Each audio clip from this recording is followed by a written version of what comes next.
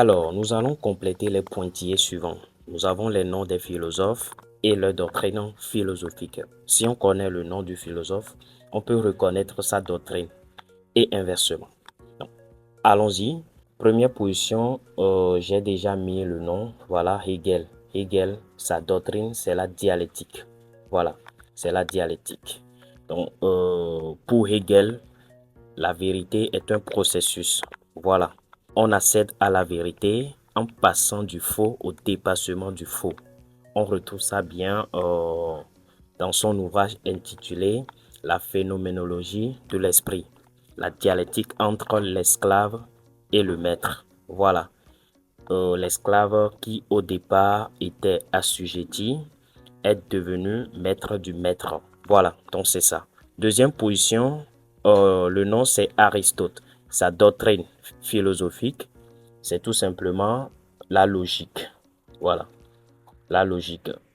Aristote est le père de la logique. Voilà, c'est lui qui a formulé les trois principes de la logique, à savoir le principe d'identité, le principe de non-contradiction et le principe du tiers exclu.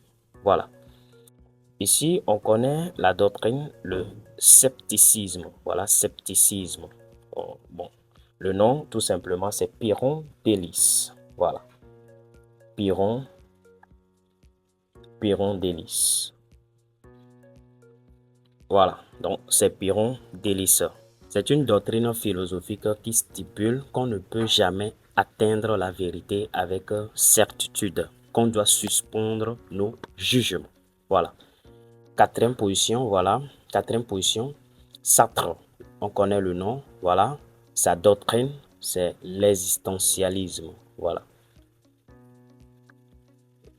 L'existentialisme.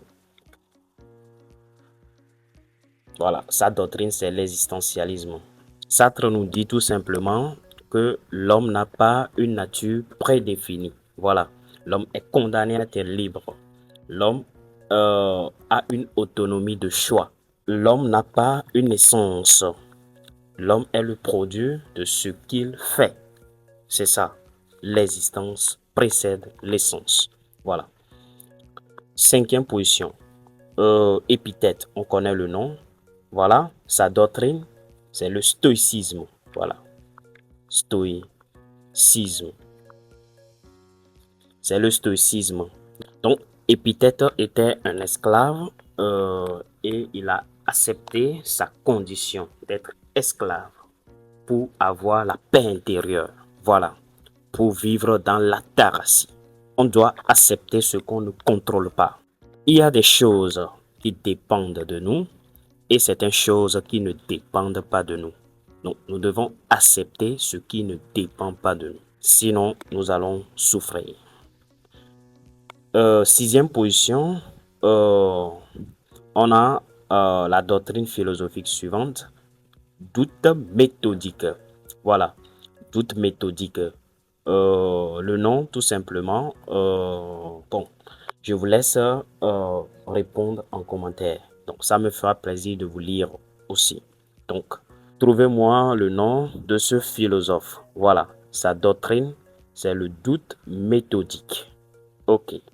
Sur ce, on se dit à très bientôt.